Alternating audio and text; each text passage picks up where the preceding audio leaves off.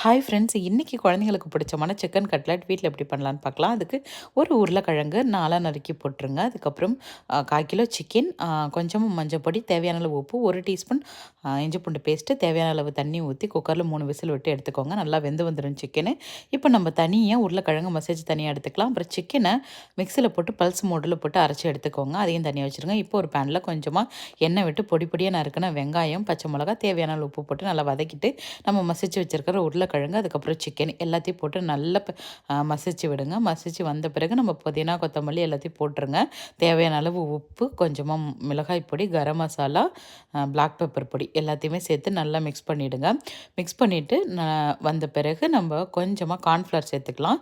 Cornflour வந்துட்டு அதுக்கு பதில் நீங்கள் முட்டை கூட சேர்த்து அதை இது பண்ணிக்கலாம். அதுக்கப்புறம் பிரெட் க்ரம்ஸ் எடுத்து அதில் நம்ம வடை மாரி தட்டி போட்டு எடுத்தோம்னா சூப்பரான கட்லட் ரெடி ஆகிடுங்க. நீங்களும் வீட்டில் ட்ரை பண்ணி பாருங்கள். இந்த வீடியோ பிடிச்சிருந்தா லைக் பண்ணுங்கள், ஷேர் பண்ணுங்கள்.